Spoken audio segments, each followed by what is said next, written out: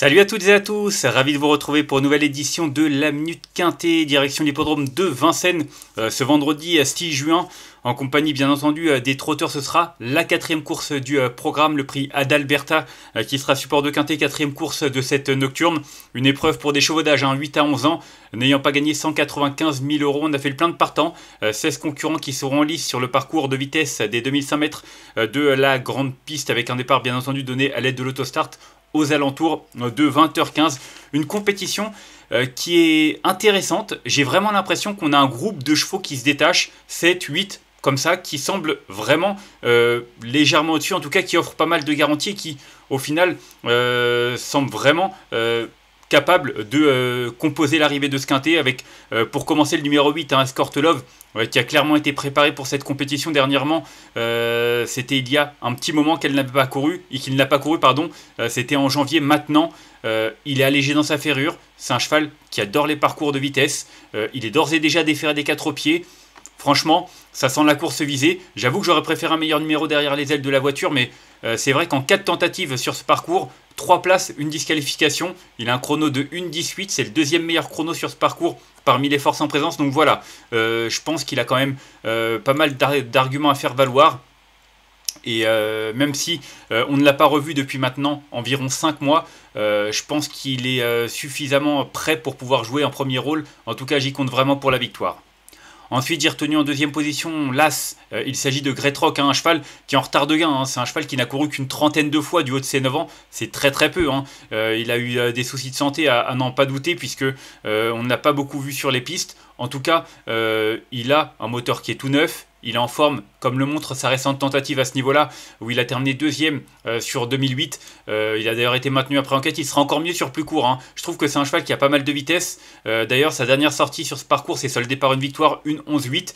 Je crois que c'était une course pour apprenti d'ailleurs. Non, c'était pas pour apprenti, mais c'était une course d'un niveau un peu moins relevé. Maintenant, il est en forme, il est bien placé derrière les ailes de la voiture. Ça peut être un numéro piège, mais avec Johan Le Bourgeois, à mon avis, il va vite démarrer pour prendre les commandes. Il va certainement attendre le bon dos, le 8 Escort Love, le 9 Amigo. En tout cas, il va vraiment se retrouver dans le groupe de tête. Il n'a pas besoin d'être déféré pour livrer ses meilleures prestations. Donc voilà, j'avoue qu'il aurait été déféré des antérieurs. J'aurais peut-être hésité à le retenir en tête. Maintenant, ça reste quand même une première chance à un concurrent capable de jouer la gagne. Ensuite, j'ai retenu en troisième position le numéro 9, Amigo.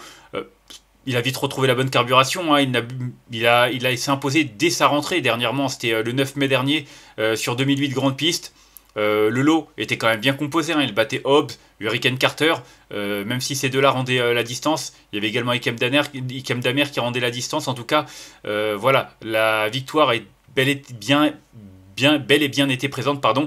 Ce que je veux dire, c'est que j'avoue que j'aurais préféré un parcours de tenue pour lui. C'est un cheval qui a plus de tenue que de vitesse. Et puis c'est vrai que dernièrement, c'était pas forcément ça au niveau des allures. Il a été maintenu, en tout cas, il est resté à l'arrivée, mais voilà, il y a des petites choses qui m'ennuient un petit peu. C'est pour ça que je le retiens pas en tête.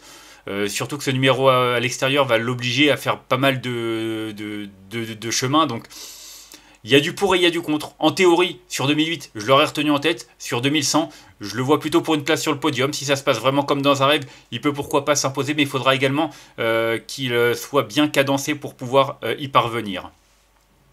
Ensuite, je suis parti en seconde ligne derrière ces trois-là avec le numéro 16, Hôtel Mystique. J'avoue que ce numéro m'embête un peu. Ça aurait été un meilleur numéro. Clairement, je le retenais dans les trois, lui aussi. C'est un cheval qui a beaucoup de vitesse. D'ailleurs, c'est celui qui a le meilleur chrono sur ce parcours. Maintenant, ce numéro 16, va falloir que ça se passe bien. Il est présenté avec de la fraîcheur. On l'a pas revu depuis 1 mois et demi. Mais c'est un cheval de qualité. Il a besoin d'un parcours caché. Du coup, un numéro en deuxième ligne, ça m'ennuie pas à la base. Mais un numéro 16, c'est un peu plus contraignant. Il faudra qu'il trouve un wagon de l'extérieur qui se rapproche bien. C'est pas forcément évident, étant donné la qualité d'ensemble du lot. Mais voilà, s'il est obligé de faire le boulot tout seul, ça va un petit peu compliquer sa tâche. Mais ça reste quand même un cheval qui est dans sa catégorie et qui découvre un engagement favorable malgré cette position. Et s'il venait à terminer sur le podium, il aurait rempli son contrat. Mais il faudra vraiment que ça se passe comme dans un rêve malgré tout. Ensuite, j'ai retenu en 5e position le numéro 15, Horizon Demi. Horizon Demi qui a énormément progressé au cours de l'année qui s'est écoulée. En 1 an, il a quasiment triplé ses gains. C'est quand même assez énorme depuis qu'il est revenu sur notre sol en juin dernier. bah, il a aligné les bonnes performances, mis à part 2 disqualifications, il a toujours fini dans les 5 premiers. Il a aligné 1, 2, 3, 4, 5 victoires. Franchement, c'est assez impressionnant. Et puis ses 4 dernières tentatives sur ce parcours, c'est 2 victoires, une deuxième place et une cinquième place. La dernière en date, c'était devant Hôtel Mystique d'ailleurs. Donc franchement, la ligne est excellente. C'est un cheval qui a encore un peu de marge, pas énormément. Avec ce numéro 15, il faudra que ça se passe bien également. Mais vu ce qu'il a aligné ces dernières sorties et ces dernières semaines, on a en droit d'en attendre une bonne performance. Je le vois plutôt pour une 3, 4, 5e place. Mais en théorie, il devrait faire l'arrivée dans la bonne combinaison. Ensuite, j'ai retenu en 6ème position le numéro 2, Glamour Yoma. C'est peut-être l'outsider séduisant au départ de ce quintet, d'autant que son entraîneur ne fait pas appel à un pilote. Du coup, bon voilà, son pilote le connaît bien, hein, Pascal Cordeau a l'habitude de le mener, mais c'est vrai qu'à Vincennes, en général, il sera certainement moins joué, et ça peut être justement, comme je l'ai dit, un bel outsider, parce qu'il a beaucoup de vitesse, il vient de bien se comporter du côté d'Agen, en étant battu par Indocile. Le lot était quand même bien composé, hein, il battait un lot qui tenait la route dans le sud-ouest. Maintenant, pour ce retour à Paris-Vincennes, la tâche se complique un petit peu. Il a des références à faire valoir, hein, sur cette piste, notamment sur ce parcours, même si ses dernières sorties sur 2100 sont pas extraordinaires. Il a déjà très bien fait sur ce tracé, donc attention, avec un tel numéro derrière les ailes de la voiture, ça peut être, comme je l'ai dit, un concurrent capable de brouiller les cartes. Ensuite, en 7ème position, j'ai retenu le 13, Excellente. Je l'aime bien, Excellente, hein, elle sait finir vite quand elle est préservée. Pareil que les 2 autres en seconde ligne, hein, le 15 et le 16, faudra que ça se passe bien parce que c'est une attentiste, faut qu'elle trouve les bons dos pour progresser. C'est vrai que je demande à voir le déroulement de course, hein, si c'est un peu trop tactique ou pas, même si je sais qu'il y a des chevaux de train. Ça peut être un petit peu par à coup, donc attention en tout cas, elle a déjà bien fait sur ce parcours. Comme je l'ai dit, elle est dans sa catégorie, pour moi, il n'y a rien à redire.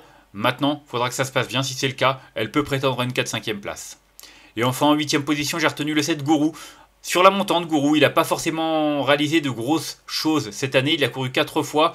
Ses 3 dernières sorties montrent une phase ascendante, hein. Dernièrement, il a terminé 6ème d'une épreuve sur ce parcours face à des chevaux d'âge, hein. Il n'y avait pas les 8 ans, il n'y avait que les 9, 10 et 11 ans. Mais il terminait 6ème, ce qui n'était pas si mal que cela, étant donné qu'il n'avait que 2 parcours dans les jambes. Là, une nouvelle fois léger dans sa ferrure, bien placé en première ligne. Pourquoi pas? Je trouve que pour une 4-5e place, c'est vraiment un concurrent qui a son mot à dire. Et enfin, en cas de non partant, j'ai retenu le numéro 3, Hiver d'Autise, un petit peu par dépit, hein. C'est vrai que derrière les 8 que j'ai cités, je trouvais pas forcément grand chose. Le 3, le 5, c'est pas forcément transcendant, notamment sur ce parcours. Le 5, il n'a jamais fait l'arrivée à Vincennes en 3 tentatives. Le numéro 3, c'est vrai qu'en 4 sorties à Vincennes sur ce parcours spécifique, il n'a jamais fait mieux que 7ème. Donc, comme je l'ai dit, il est peut-être dans sa catégorie, mais sur 2100, c'est un peu plus compliqué. Donc, c'est pour ça que c'est juste un regret de ma part. On va faire un petit récapitulatif de ma sélection avec le 8 que j'ai retenu devant l'As, le 9, le 16, le 15, le 2, le 13 et le numéro 7. Et en cas de non partant, le numéro 3.